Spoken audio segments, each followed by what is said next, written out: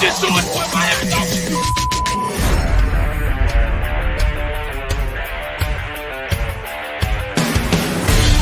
The pressure, he's in trouble. Loses the football. Touchdown! Miami! You have got to be kidding me. Jaylen Waddle. It's a Dolphin touchdown. Throwing deep upfield on the near side. Man open. Touchdown! Looking deep. He's got a man. Touchdown! The run from Tua Tagovailoa. Touchdown! He's going deep. He's got it over the touchdown again.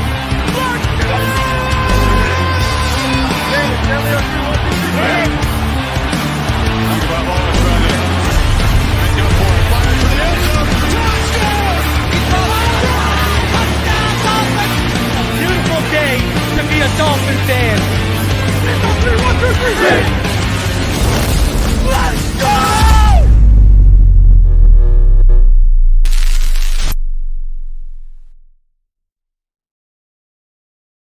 All right, huddle up, huddle up. We're gonna crank these engines up on one. All right? Wait, set. Drivers, start your engines.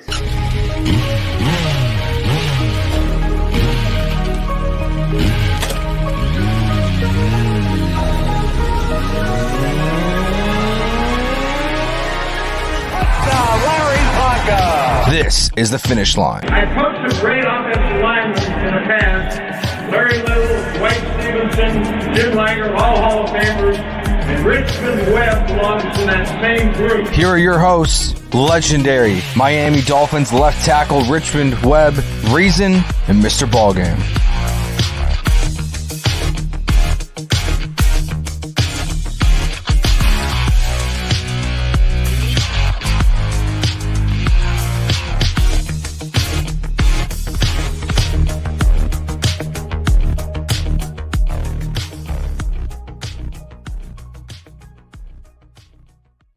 What is good, Fin Nation? What's good? It's your boy Reason, and we are back here for another one as we welcome y'all into the Finish Line. As always, I'm joined by the legendary Richmond Webb and the triple OG, Mr. BallGame.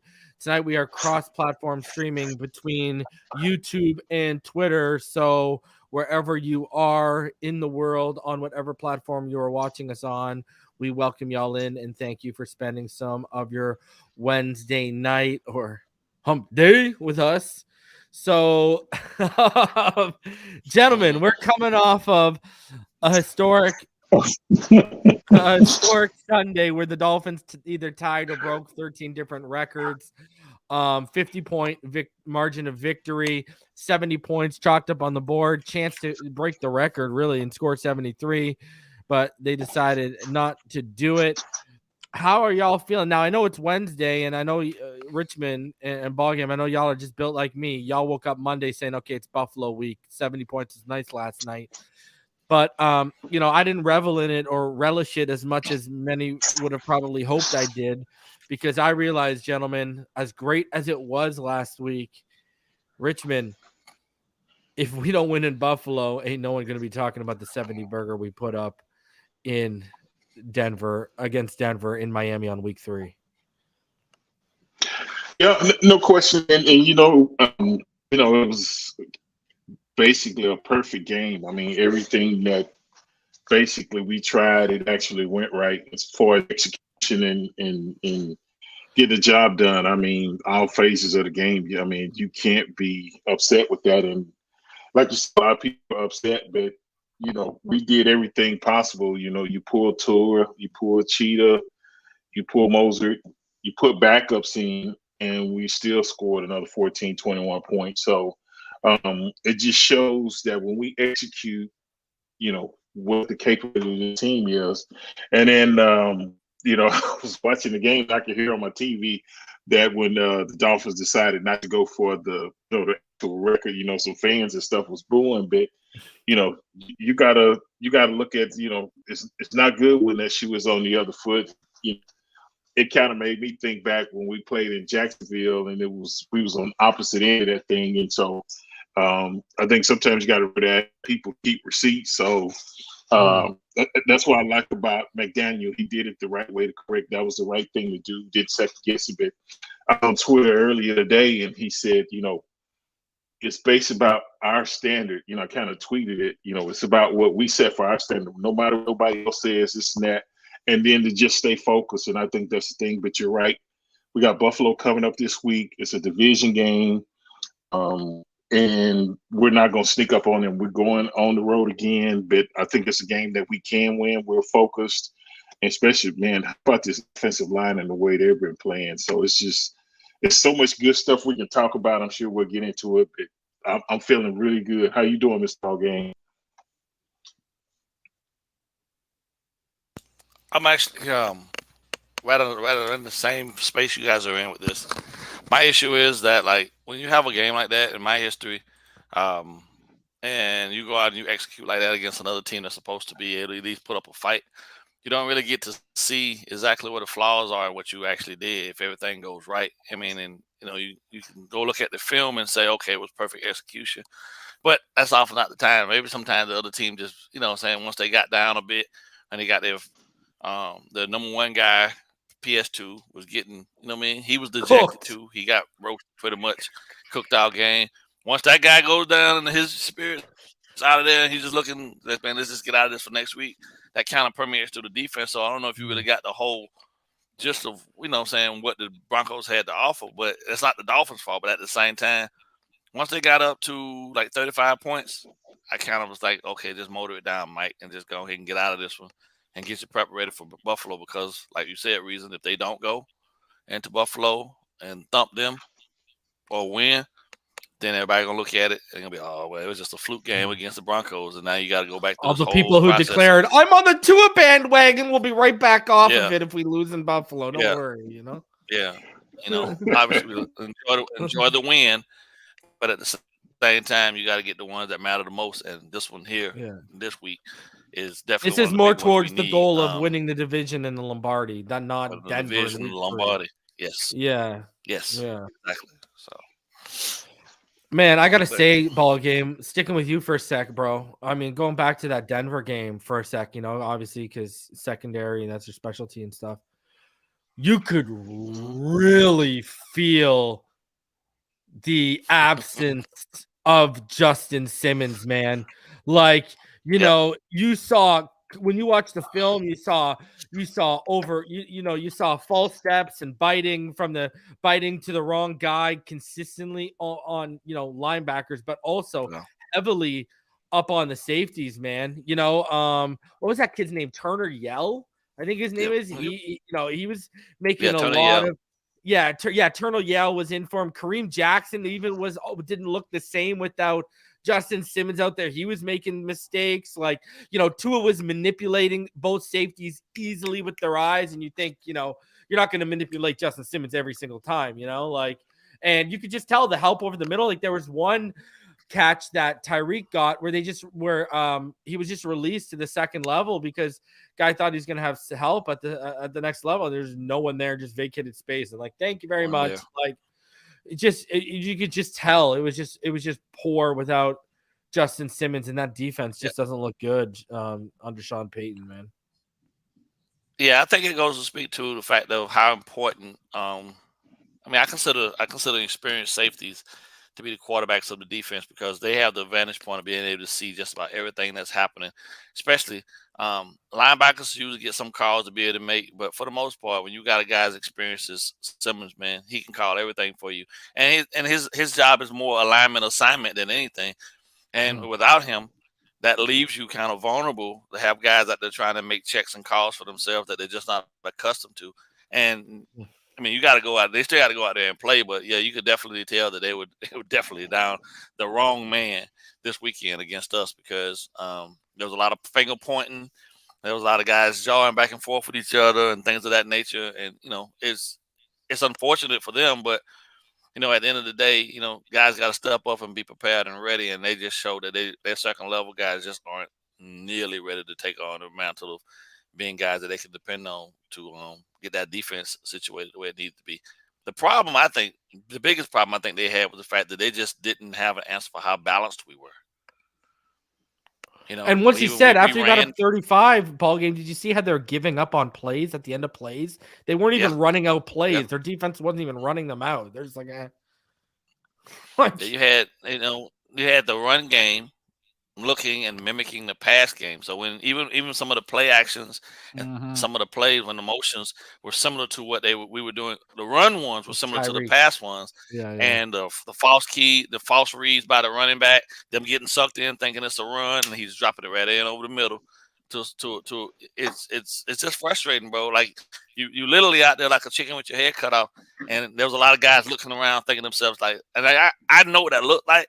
Because I've been in that position before, and I've coached guys in that position where you just thought you had a team schemed up so well, but they come out with a wrinkle that you just weren't prepared for, and it's like, damn, okay, all right, what do we do? And the coaches couldn't help them. That's the worst part about it. As a professional, their coaching staff, Sean Payton's defensive staff, just couldn't help his guys on Sunday, and that's a sad place to be, bro. Because you lose guys quick like that. Like, man, coach, we out here by ourselves. Yeah, I covered what you were saying yesterday in the All 22 because, you saw that wingback set that they've shown the last couple of weeks with Tyreek, off the hips of a tackle. They usually motion him out, and instead on that one big Achane run, they motion Smythe instead from that side out of a stack off the left. They motioned them off it. They motioned them out of the stack. Then they motioned them out of the stack across, and it was a lead blocker for Achane on one of those big runs to that side. And it was the wrinkle where they were expecting probably Tyreek to, because that's how they were getting a lot of motion and getting them running off the line of scrimmage and going out wide. And that's probably what they're expecting. And it's just setting up those false keys, man. That's what it's all about. Setting them up, man, for something. And that's why I said they're setting them up with something with that shovel pass. They showed it twice. Listen, especially going into Buffalo. Every play. Oh, they're waiting for something. They showed that for Buffalo because they're waiting for Buffalo just to do all the homework on that, get ready, and then they're going to flip something on them. Because the one thing I love about Mike McDaniel is, and since we got him, I always talk about how OCD he is, but I mean in a good way because he's already ready with the counter for the counter. Like, by the time everyone catches up to trying to figure out this offense up, he's going to have the count. He's going to have the new wrinkles and the new look. Exactly, man. You can tell this guy, that's what keeps him up at night. Like, he saw what Staley did. He saw what D'Amico Ryans did last year. And he's like, not anymore. Over. He saw how defense was starting to adjust. I mean, listen, we are at a stage right now, gentlemen, where arguably the greatest defensive mind of the last couple decades was throwing everything in the kitchen sink and trying as hard as we've ever seen them try outside of a Super Bowl win, trying to beat a quarterback in what Belichick was trying to do with New England against Tua, and they still failed. So listen, I'm ready. These people want to catch on by the end of the year. Wait till you see what we got for the playoffs. So Richmond, how are you feeling? Because, man, your boys out there are putting in the work. Robert Hunt looking like a Pro Bowl. Austin Jackson, the hands remain violent. Okay, Connor's hurt, but I will say this. Liam, he had some good snaps in terms of after the snap. I'm talking about like he had some good reps. He had some good reps. Now, as far as the snaps, he had some bad snaps, but they weren't bad enough where they were shot over to his head or they were by the shin and he couldn't handle them. They were, because they were soft and they weren't like bullets. They were like high and light. They were soft. So he got down and still throwing off the timing in a timing-based offense. And you don't like to see that. But, hey, Armstead, my God, Richmond, he was They're putting the clinic on, man. I mean, I was concerned. I think that's what a lot of the fan base was concerned about, was how good this offensive line would be, how consistent, and they have, I know for me, exceeded expectations. Austin Jackson, if he could stay healthy, it was still a question mark, but going into your fourth year, your first round pick, and a lot of people look at, you still hadn't gotten it together, but I mean, he looks really comfortable at that right tackle position. And I think you got to get offensive line some credit. Being able to fit these guys, put them in the right place to where they can, maximize and be as productive as they have. they are really playing really good football now. Not only just pass blocking, but run blocking, and you see how effective or how it really affects things and keeps the drives going and stuff. So hats off to them. I'm proud of those guys up front. They're making it happen. Yeah, it was man. I mean, they're and we had a lot of questions, right? Waddle was going to be out. How would they respond? And I mean, as a unit, that we came together as a receiving corps. But man, what a week, what a weekend it was in Dolphin land. But guys, it's on to Buffalo now. Yes, sir. Yes, sir. So let's start off with let's go still tail off of last week and everything that went down. So we mentioned the offensive line, Richmond. We were just talking about it, and I wanted to show you this because we went over it last week, so it's only fair we do it again this week with you. When you take like an aggregate or like a composite score between PFF, Sports Info Solutions, and ESPN, the Dolphins right now, this is based off PFF grade, Sports Info Solutions grade, and ESPN's pass block win rate. The Dolphins right now are the number one offensive line in the NFL. Also, key point up here, Bills are number 3. Bills are number 3 on that list. And, just to put in perspective, you know where we were in 2021? Number 32 on this list. All right. He was holding everybody up, huh? Okay. Well, it's not even that. It's not like what was the turnover since 2021? We added Connor and Armstead and Wynn. Austin Jackson's still here. Robert Hunt's still here. They're still trying to force feed Liam Eichenberg, but hey, it always goes back to I tell people this all the time, Richmond. It goes back to the conversations me used to always have when this was an audio podcast or when we did it, talked backstage privately. You used to always talk about how it's so hard to mask two deficiencies on the offensive line when they're on two opposite sides, whereas when there's just one deficient player, it's a lot easier to mask that. And just by what we're getting out of Isaiah Wynn, because let's be honest, I mean, guys, he's on a trajectory where we're not going to be able to afford to retain Isaiah Wynn, Connor Williams, and Robert Hunt, especially if we want to keep Wilkins. I mean, two of those guys will cost the same amount of money as Wilkins. And I think we're seeing right now keeping Tua upright is the most critical thing moving forward in this Super Bowl window. But what are your thoughts when you see this, Richmond, how far we've come? Austin Jackson, you mentioned how well he's playing. I keep mentioning his hands because, even on that Achane touchdown that was called back, that run that was called back, man, he got out in open space and was finishing his blocks in open space. And I was like, who is this guy right now? What do you think about seeing them as the number one offensive line when you take like an aggregate or a compository score?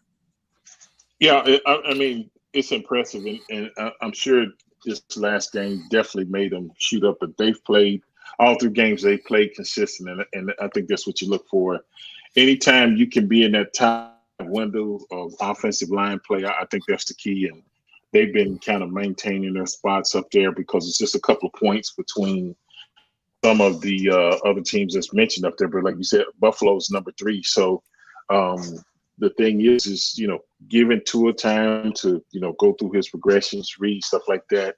And everybody is seeing what happens when he can, go out and hit the targets and move the ball and stuff like that. And then along with the running game, it was impressive last game, but even in the second half against New England, Moses made some big plays and stuff to continue to finish those drives, to eat the clock up, stuff like that. And that's what you want to see, and that's the way you finish games. It doesn't give the opponent an opportunity to get another opportunity to try to tie the score up or come back and win it. So I think we always knew Austin Jackson had the athletic ability. He's very athletic.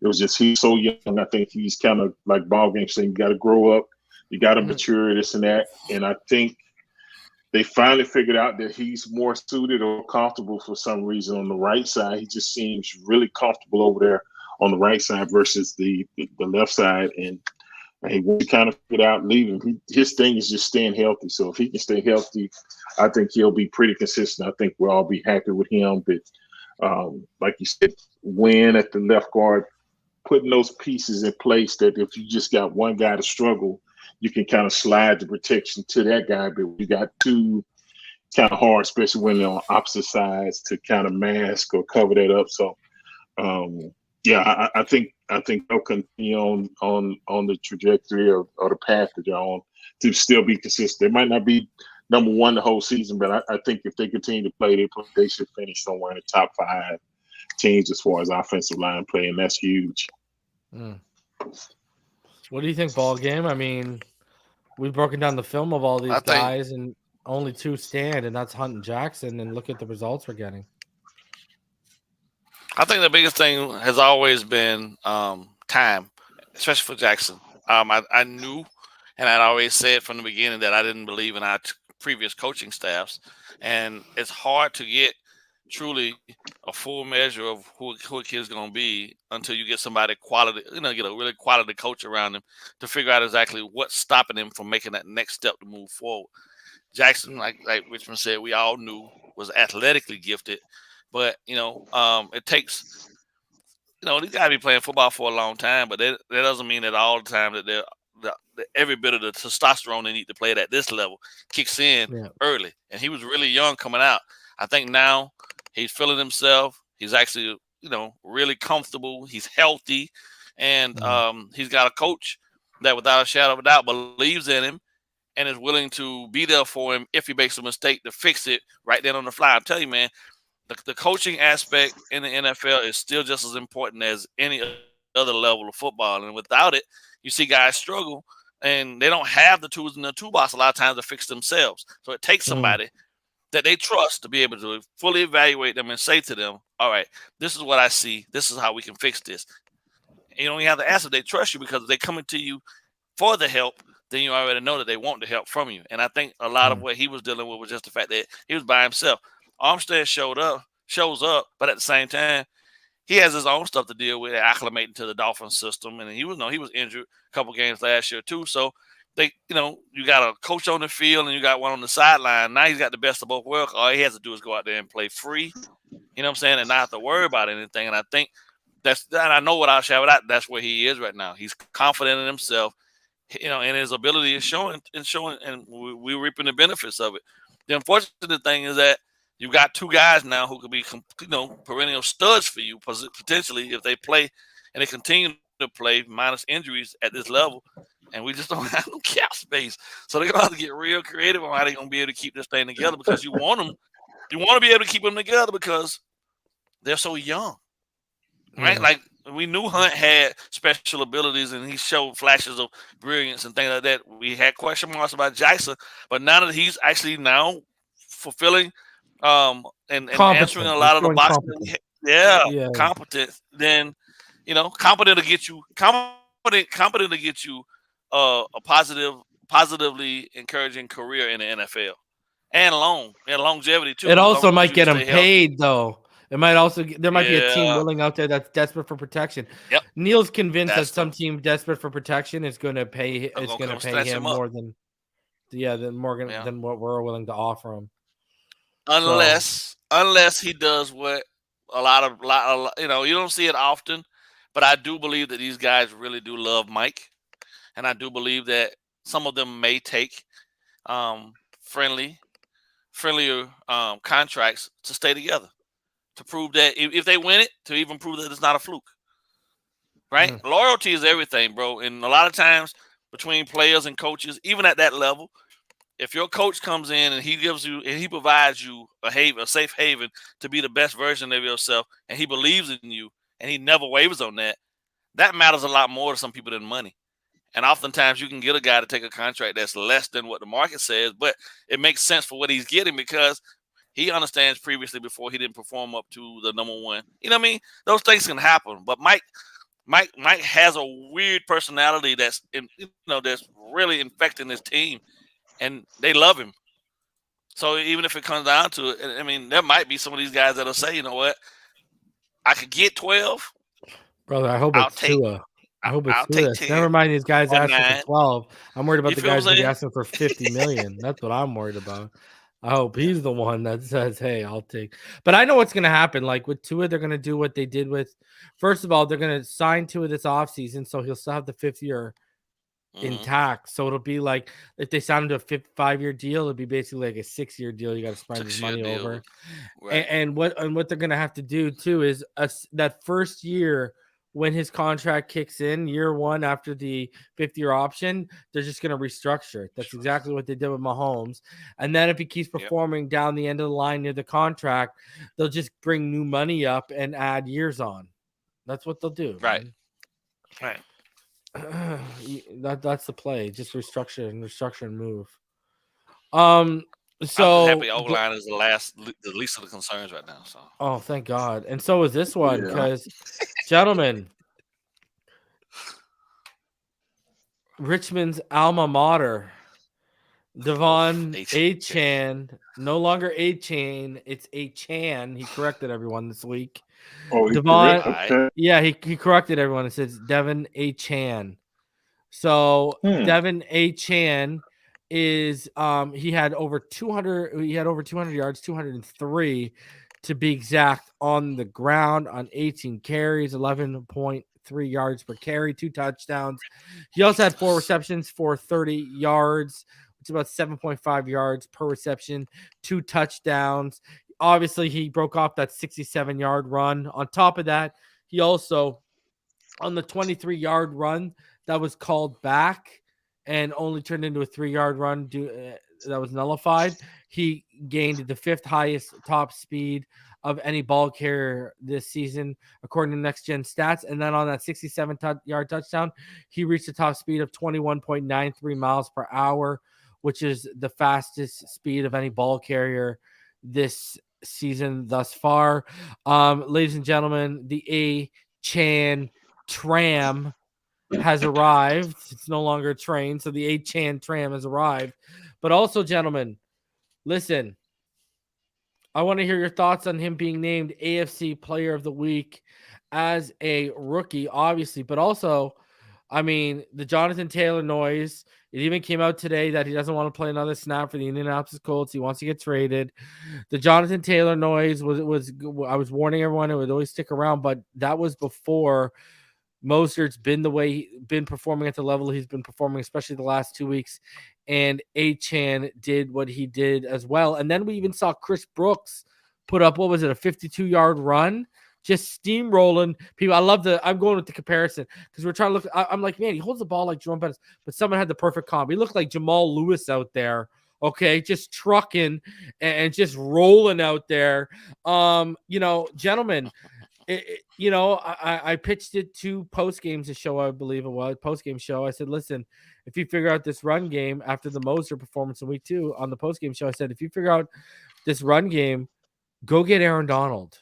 Because I think one place we're struggling right now is we're getting pressure, but our sacks, are this is a personnel where a lot of their sacks have been manufactured, whether the zero blitz, whatever the case you want to call it. They really have thrived off manufactured sacks the last couple, and we're not this is the best way I can describe a ball game. They're not a lot of them aren't natural sack getters. They're manufactured sack getters. Natural sack. They can naturally disrupt or push the pocket or get pressure, but we're talking about sacks. No, and it feels like if you add someone like, I don't know, an Aaron Donald, if the Rams aren't good at the deadline for a run, and you throw them in that front 7 and you say, let it rip, gentlemen, because I don't think a linebacker like Roquan Smith's going to be available like of that quality this year like it was last season. But anyways, I digress. What are you guys thinking about Achane as offensive player of the week? And does this change your whole perception on the run game? Because, gentlemen, if they're healthy, I'm ready for the Mostert, Achane, and Brooks 1, 2, 3 punch. Sorry, Jeff. Sorry, Salvin. Sayonara. Let's start with you, Richmond, because I know you must have been giddier like me, like a little schoolgirl in the candy shop. And he was, because me for evaluation purposes, you because that's your alma mater. How are you feeling watching Achane? And does this change your view on what they do at the deadline? Yeah, it does. I mean, I'm definitely happy for him. I had a brief interaction with him at the Texans practice when he was here, met him, and it's a real mild-mannered young man, respectful, this and that. So anytime you meet people like that, man, you're just extremely happy and proud for him. But I mean, the stats speak for itself. It wasn't like it was, you had to scratch your head to go through all these calculations to figure out who was offensive player of the week. You put up those kind of numbers on those type of carries, and like you said, one of them got called back, and man, we knew he was explosive, a track guy, this and that, and then so I could definitely change some things. I think you're gonna get us investigated if you keep bringing up Aaron Donald. Other than that just would be right, bro. I was thinking about that, but I believe it was BallGame a couple of weeks ago. You kind of posed that question about Taylor, and he said, we would love to have him, but it's a luxury. And when you get your running backs performing like that out of the room, it's not like it's a dire need or you in dire straits to say, we got to have this guy because you're getting so much production out the room you have now. I love the take that you're saying you focus that somewhere else and address something else. Because if you get a guy like Aaron Donald in the middle and you got Chubb and Phillips on, then that just ain't And right. Wilkins And on 4-man fronts, Wilkins and Donald in the interior, and then you can rotate AVG, Ogba, Phillips, and Chubb on the outside of him, and then you can rotate Seiler in there too. And Wilkins would definitely benefit if you brought in like that's what I'm saying. Because boys, I don't think we're paying them. So you might as well get what you're going to get out of him. Up the compensatory pick by getting someone to pay even more money. And because I think they're looking at this right now, especially with what Tua has shown, they're going to pay the offensive line. They're not going to pay, I don't think they're going to pay Wilkins. And let's be honest, like, is Wilkins really thriving? The franchise, man. Yeah. Yeah. Exactly. So, I think BallGame hit it on the head. I think BallGame hit it on the head a couple weeks ago when he said, we would love to have him. We don't necessarily need him, but it's like a luxury item. You can get by without him, but if everything fits right, possibly. But now you threw another monkey wrench in the plan with this Aaron Donald deal. So you got my head spinning for a minute because I started thinking about that and I said, the way we're getting production out of the running back room, it doesn't. I mean, you could add it, but go somewhere else where you because he wants a long-term deal, right? He wants like $16 million a year, right? Like if you could get Aaron Donald and a linebacker at the deadline somehow, then you're just rolling. Yeah.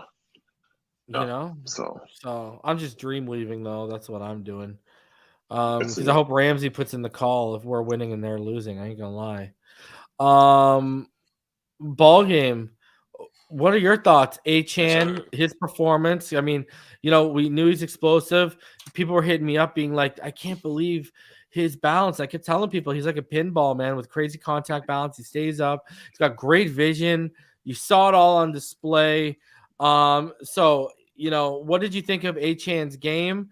Him being named AFC Offensive Player of the Week, and does, even from what you saw from him and Chris Brooks, along with what you've seen from Moses the past couple of weeks, does that change, and what you've seen from the defense and where you see identifier flaws, does that change your take at the deadline as we're sitting week 3? Because it's a fluid situation, right? Anything can happen.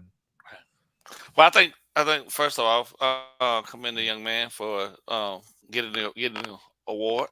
I think he earned it. Right, they showed out on Sunday, so we can't take that away from him. He was intricately involved in pretty much every play that they ran that was successful, and he ran with a lot of good balance. He was tough. He didn't shy away from any of the hits. I was a little worried about that little frame of his, but he got enough muscle on it to be able to power through a couple of hits that and broke a couple of tackles and ran the daylight. I think the biggest thing for me when I think back over it, I'm sitting down with my sons again watching the game, and my son Isaiah says, Dad, you do realize for the first 6-7 years of Moses' career, he really ain't been used that much. So, like, he's 31, Dad, but like he doesn't have a 31-year-old running back body because he has been beat up like everybody else has been beat up. And I was like, well, damn, that doesn't make sense. So, yeah, I think you can forego going to get a running back, and those three together can can give you exactly what you need in the run game, and then just use the money or use the resources to go get something else that you need that's of dire need. I don't think the running back room at this point is another one of those big question marks. They proved that, bro. When they, when you, it just amazes me how, and I watch how intricate these run schemes are that Mike's putting together. It fits exactly each play he called fits the style and the skill set of the running back, and he's switching it up just so subtle that it throwing the defense completely off. You're standing flat-footed in the hole and with no idea where the ball went and who has it, but the guy's already passed you for 6-7 yards. It's crazy. I'm with you on the go get something else that you need. Shore up the defense, shore up that front seven, because the offense looks like it's going to be fine. I don't think anybody's going to be able to figure this thing out, because those subtle tweaks, it would spend you weeks upon weeks of preparation just to get ready for them. And I don't think Buffalo had enough time to even be able to dive into the film enough to be able to figure out how subtle those tweaks are. But they're so effective with, a backside guard pulling, or the hell, they even had one with a tackle pull. You feel me? Like, it's crazy. Well, remember, he used to do it. So he does that, right? He did that with Trent. Yeah. It's crazy. Absolutely crazy. But I don't think we need a running back. I think this room is fine, to be honest. Yeah. 100%. Yeah. Prediction, ball game. As a defensive-minded guy, when do defenses for Sunday's game? When do you see defenses starting to key in on this offense? Probably week 7. And I say I want to say that because then they'll have a full-fledged. They'll have enough footage, sample size of everything that we've been able to do for those, because the first 6 weeks are always the fill-out process. That's how I look at it. It's a fill-out process.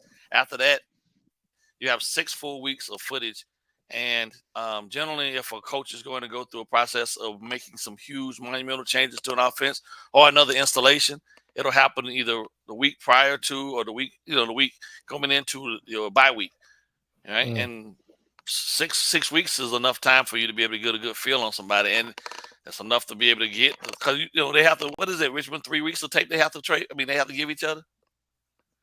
Yeah, like 3 or 4 weeks. So there's enough time to call around and get week 1 through week 6, and I think by week 7, whoever that opponent is. But it's a lot, bro.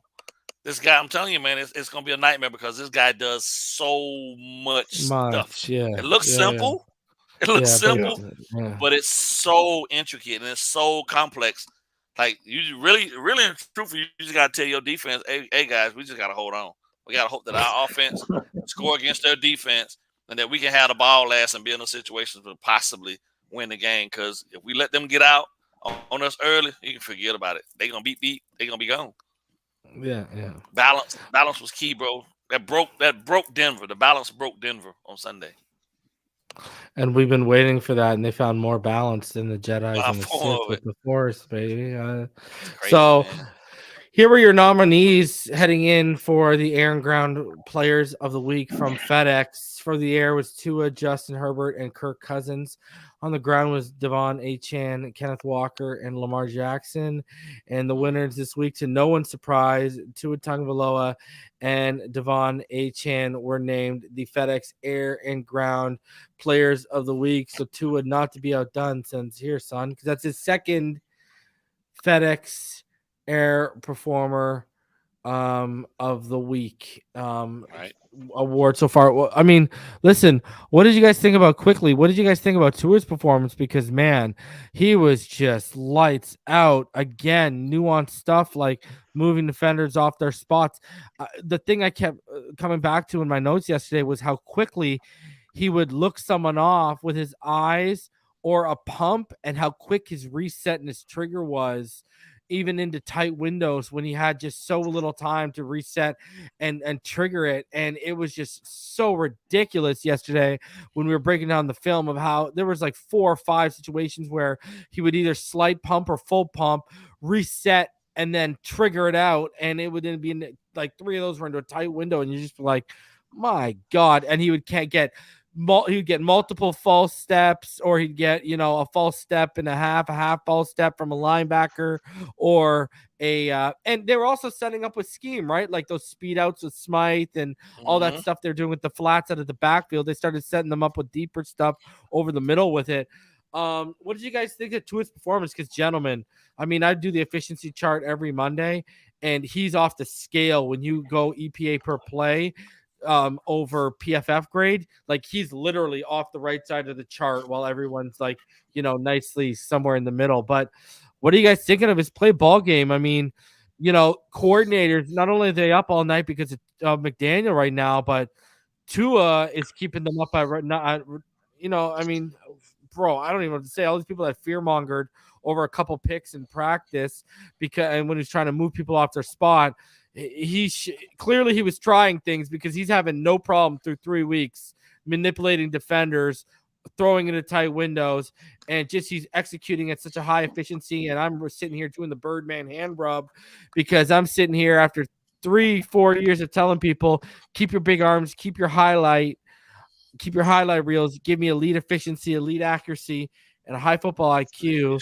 And brother, he's got all that and a bag of chips, and he might have an MVP if he keeps on this trajectory.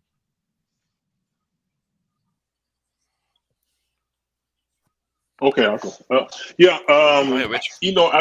I think the thing with Tua is, I heard somebody said, I think on TV today, I was watching, I think ESPN said he was like Tua from Alabama. I mean, he is hit stride. I think the thing that's really impressive about Tua is the understanding of the offense, the way he commands the huddle, and the way he fits the ball in tight windows. And I would just love to watch film with some of his peers that play the same position that he does, and really get some of that thought process. Because I think he's well respected overall throughout as far as quarterbacks in the league, because it's just certain things that he does that a good quarterback, that the precision and the way he can squeeze the ball in there, this and that, and things he does. Think, most football fans just look at the score, this and that, but when you look at the way his mechanics and all that come into play, and how he distributes football and stuff like that, it'll give you a deeper appreciation if you can hear it come from some of the guys around the league that play the same position. Like, no, this dude is legit, this and that. And you probably hear that in charity golf tournaments when the quarterbacks go play and different stuff like that. But man, he's off the chart, and I'm happy for him, because every time you hear him interview, it's never about him. It's about we. It's about the team. It's what we do. It's never about, well, yeah, I had a great. He always gives it to the offensive line, his receivers, everybody but him. He tries to keep the focus off him, but you got to give him credit. I mean, he's jumped out there again. The main thing, he's just got to stay healthy, because I believe if he stayed healthy last year, he definitely would have been, if not won the MVP, definitely would have been one of the finalists that finished up, because he's just that caliber of player, and to be that young and then to really jump the charts like that. I mean, I'm really happy for him. I just love the way he's very humble young man, and he's a true team player. And normally you don't find that when guys have that type of skill set or that good at their position. So I really love him. I appreciate him. So yeah, I'm happy to see, like you said, for the second week, and he's not done. So we just got to keep him healthy. Mm-hmm. It's a great feeling, man. I sit and watch on Sundays now, man, with this giddiness in my stomach, bro. And I don't even like quarterbacks like that. I don't even care about quarterbacks, but to have this kid as our quarterback, man, is something special, bro. And I don't take it for granted. I mean, I appreciate it. I went back, and like I said, I'm gonna be the first to tell anybody, man. I was always like, quarterback. But then, you guys made sense. So I went back and watched all of the film I could on him, and I'm seeing a new and improved adult, because he was a kid in college, let's be honest. A new, improved, grown man version of Alabama Tua, man, Tuscaloosa Tua. And, man, it's amazing, bro. It is a really great feeling to know that we're going to go out there on Sundays now and have a guy, this type of caliber quarterback at the helm of this offense, and as one of the leaders of this team, man. It's there was so many quarterbacks that have come over the course of the last 20 years, man, and you'd be like, oh, this motherfucker gonna throw a pick. And never get that feeling. You never get that dead feeling in the bottom of your stomach, man, when Tua back there, bro. And have the offensive line blocking for him, with him having a free and open pocket to see the field and make the reads. Man, it's almost like cheating. You know what I mean? And to some degree, I think to myself, man, this ain't even fair. But then I'd be like, fuck them. I don't even care. That's what they get. You know what I mean? Because everybody went through the process. Everybody went through the process of talking crap about him. So now at this point, now he's arrived. He's 100% healthy, and he's in his groove. Now you want to show up. But at the same time, we've been here all along just telling y'all all you have to do is just be patient and wait for it. But now it's here. And it's a great feeling, man. I don't even know how to describe it, bro. I just know that it's amazing to be a Dolphin fan and have Tua Tagovailoa as our quarterback, bro. And that comes from the most deepest of humble spots in my heart, man. I love the game of football, man, but I'm blessed to know that he is our quarterback, man. We're a bigger fan of the person as we are the player, right? That's what it is, right? Yeah. And they're not going to be the laughing stock of the league anymore, bro. They going to make sure, man, they got the right guy, bro. God blessed us with the right guy. Him getting hurt. God blessed us with the left arm of God, baby. Allow us to be. Because we wouldn't have had him, bro, if he hadn't got hurt. I think somebody else, unless we would have moved a whole lot more capital to go up there and get him. He fell into our lap, fell into a shitty situation with the previous regime, but he manifested himself to be better, to be strong in mind and body, and God sent us the right coach, a guy that believed in him and watched probably as much film on him as we have to know, like, this guy can be special, and they're gonna do special things, man. And that's just that. I mean, I'm not even really this guy, but he's giving me that back, bro. Like, legitimately, he's giving me back this different faith about this team, man. And I like the way it feels, and I'm not gonna be afraid. I'm not ashamed to say it, bro. It feels good. Bless ye for the left arm of God, said he. All right, that's all I gotta say. Can I tell you one thing? Say it. Penix looks like he models his game after Tua's. Penix has gotten better. If you remember, Penix? Yeah, Penix early on before he transferred, he's gotten so much better as a passer. You can tell he's really taken his craft seriously and really worked on it. Praise the left arm of God. That's the point where we're at. And you both mentioned Tuscaloosa Tua, even though he might be 305 Tua right now. He was asked today, gentlemen, this question, and listen to his response.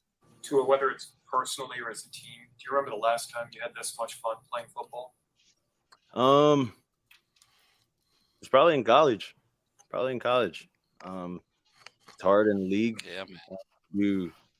to do good things, because guys on the other side are really good as well. They study and they're really good. But yeah, it's been a lot of fun, that's for sure, this year. I mean, you hear it, boys. I mean, league get on notice if he's having as much fun at what he did at Alabama. Well, when he was healthy at Alabama, all they did was win. So, all right. And it took in a historic defensive front from the Clemson Tigers, and was Lawrence a freshman at that time? Freshman at the time, was he? Was he a sophomore? Yeah. Freshman, right? Freshman. Yeah, so it took a young Trevor Lawrence who kept regressing there and after to beat him. So, man, the league put on notice. I want to get you guys' thoughts. I want to split this up. Let's start with this because there's two names that might be out on Sunday. Let's start with you, Richmond. We saw a little bit of what Eichenberg had to offer. Sticking with the offense, Waddle looks like he is going to be back. he practiced fully today, and if all goes well, he's going to clear the concussion protocol. He's set to return Sunday. But the thing here is Connor Williams did not practice today, Richmond. You saw what you saw from Liam Eichenberg in this big of a division rivalry game. How key of an injury would that be, not having Connor Williams out there on Sunday? It's definitely key anytime you lose any of your starters, but I think the thing that may help Liam Eichenberg is that he's going to get the majority of the reps in practice, where last week he had to come in, and when you're the backup, you don't get as many reps. So, like you said, hopefully he can fix the little issues he had with snapping the ball. Like you said, it wasn't over the head or way down low, but he was snapping it soft enough to where even though if it wasn't a great snap, Tua could still get his hands on and control it. But just him getting much more reps this week, he's done took majority of them. I think that definitely will help him. It's just, and I don't think they got a monster in the middle, that they could just line up over the center and just, where he would really struggle as far as pass rush and stuff. So key thing is just securing that, getting the snap to the quarterback, whether he's under center or, in the gun formation or whatever, and really doing that, because we've seen when you get a bad snap, it can throw off the timing of the play and everything. So with that being on the road, with us being on the road at Buffalo, this and that, I think he really needs to hone in and really be able to snap the ball really good. And I think he'll be okay. I think we can get away without Connor playing this week, but it's always good to get, a guy of Waddle's, athletic and his playmaking ability back. But I think we'll be okay, but hopefully Connor won't be out too long. We can get him back. Ball game, Jaelan Phillips. He's not practicing again today, and he got hurt. He might have rushed himself back because he felt the breathing of AVG Pressure down his neck. Yep. What are your thoughts on this? Because, brother, let's talk about AVG. Ogba stepped up a little on Sunday, did he not? I mean, they put his hand back in the dirt. You saw a sack. You saw an interception. What are your thoughts on Jaelan Phillips not practicing today? He it's in doubt maybe for Sunday. I think whatever's plaguing him right now, he's just to go ahead and take the time to figure it out and fall back. We know that he has unlimited potential, and he's going to be one of the cornerstones of this defense for years to come if all things work well and contract talks. But don't rush yourself back and don't stress that, because I think they got enough depth over there, and they got guys that can play in those other positions to be able to fully still be over the top effective. Like you said, Ogba showed up, and AVG has been anything other than outstanding up to this point. So just get yourself, healthy, young man. I mean, we'll hold it down till you get back. Nobody's you don't lose necessarily. You don't lose your position due to injury. You lose your position for being outperformed, and if you're hurt, then that changes the complexion of things a bit for most coaches, if they're being honest and fair about how they're evaluating you. I think if it's a legitimate issue that he's dealing with in terms of a health situation, then just handle that. We'll take care of the rest. We'll have room for you when you get back. It's not like they're gonna look to get rid of him anytime soon. He's definitely got a future here. So like they say though, in football, or just like anything else, one monkey don't stop no show. So it is what it is. Just get healthy and get back as soon as you can. That's all. Mm-hmm. No, that's coming from saying the coach's standpoint. We got to keep moving, man. I got to prepare with who I got. So it is what it is. All right, gentlemen. Mike McDaniel today, he said the feeling of losing last year's playoff game at Buffalo is one that sticks with the team.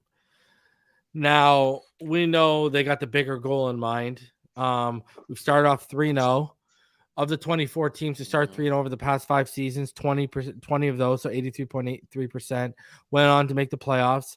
41.7% made at least a conference championship game of those 24 teams to start over 3-0, and 6 of the past 10 Super Bowl participants have started 3-0.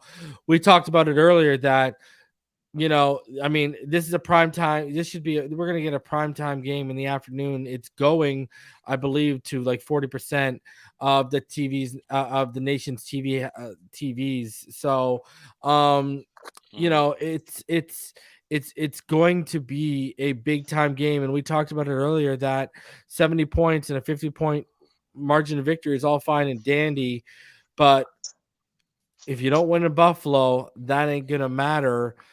Gentlemen, what is it? Josh Allen is what, so he's 9-1 against us. Now, last year it sticks in our craw because if Boyer didn't let us down, or if Sherfield or Hill make the catch, we win and we have a regular season sweep. And then let's be honest, with how close Skylar kept us in the playoff game, we win that game with Tua. We really should have probably swept them 3 games last year. They know it. We know it. And now here's the chance to start that off, gentlemen. Is this a chance to make a big statement across the league, an even bigger statement by the Miami Dolphins if they can win by multiple scores over the Buffalo Bills? Richmond, you've been in the trenches of this battle more than anyone. Let me hear your thought on what you've seen this team start off like, what you remember you and the Marino team starting off like. Is this a big statement game for Mike McDaniel? Because they're letting us know they didn't forget what happened last year, Richmond.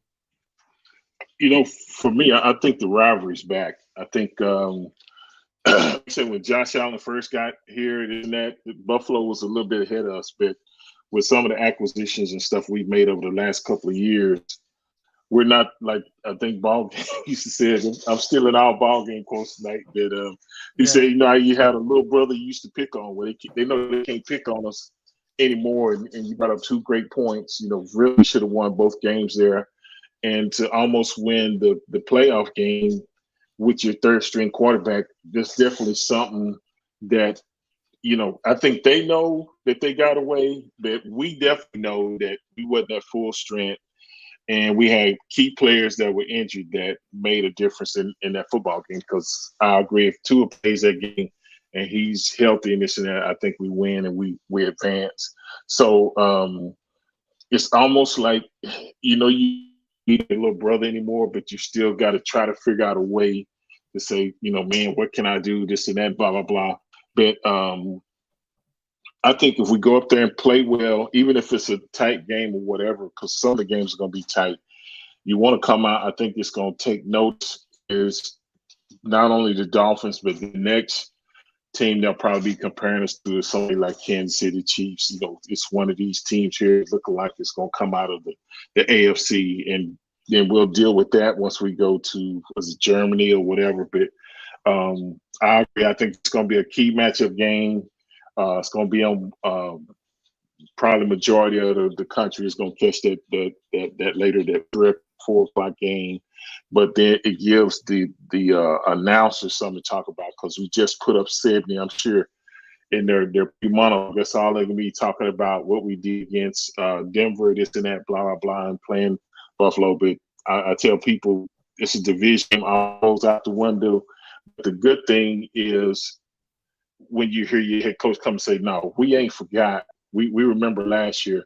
And I think we're going to be focused and ready to go in there, and it's not going to be like we're intimidated, like we can't win this and that. I think we're going to go in there with the right mindset. We're going to come and pull out the victory. Where are you at on that ball game?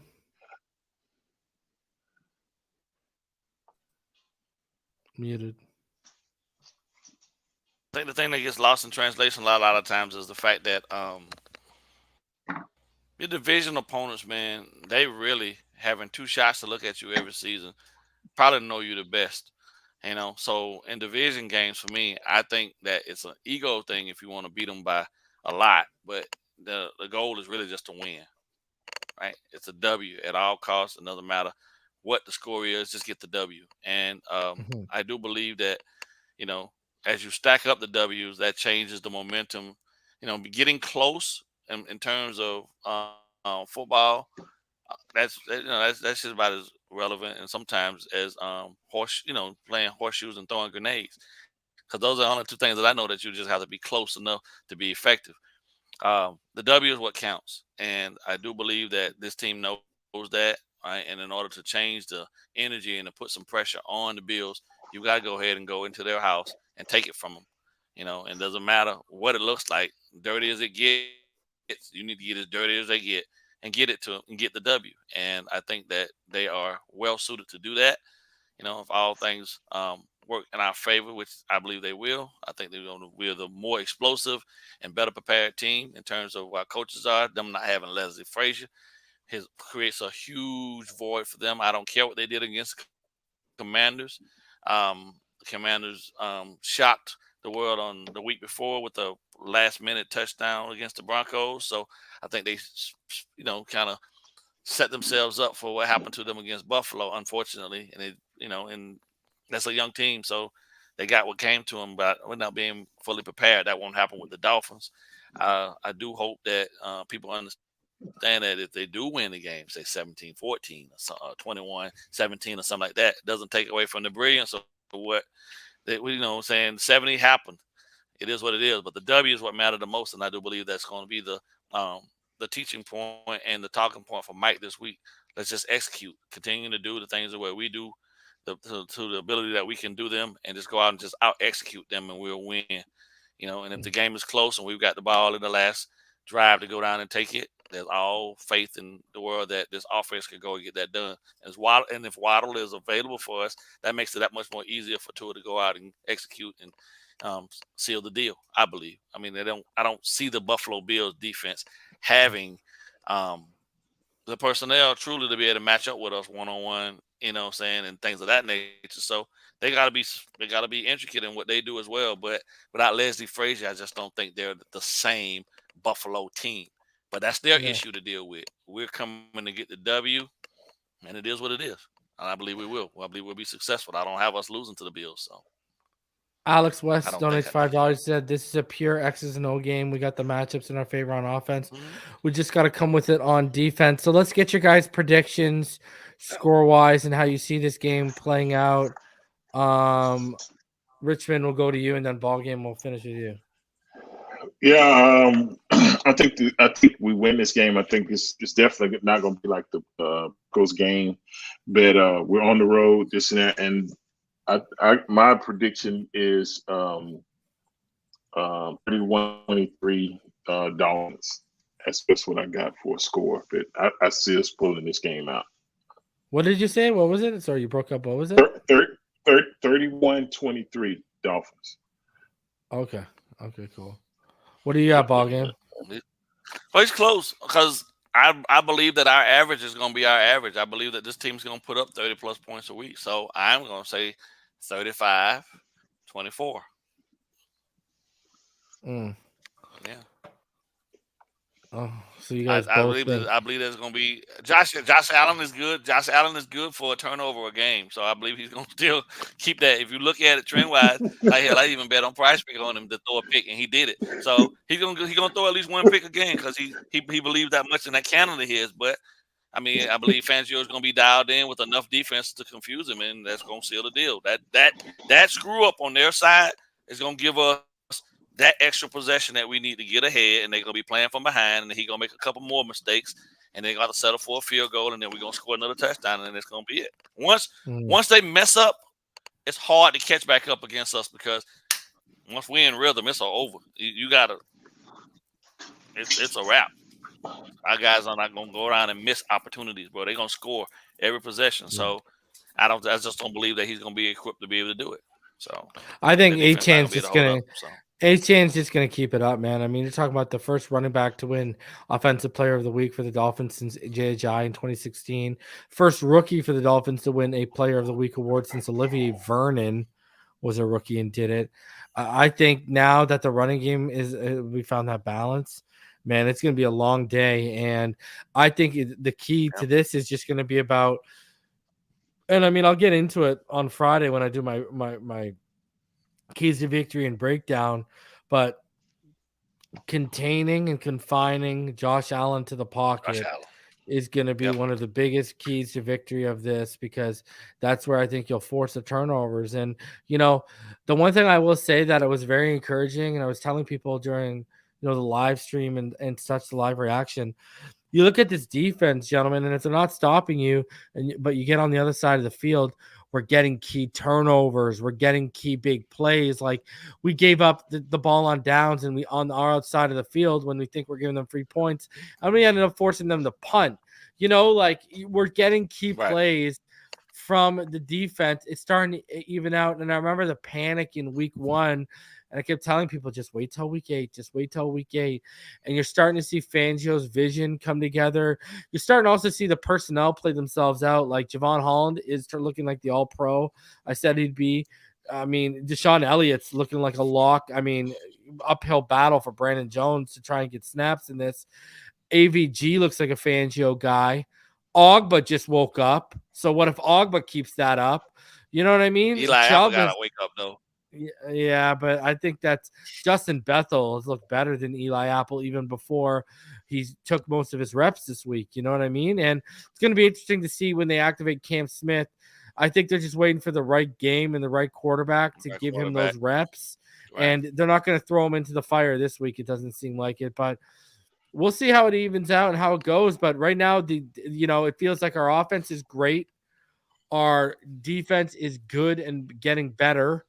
And our special teams needs to catch up, because there's multiple weeks in a row of poor performance, whether it's kicking or allowing touchdowns from the special teams unit. So the special teams is going to have to step it up a little bit. But we got over 480 of you, almost 490 of you in the room. Please do me the favor, smash the like button.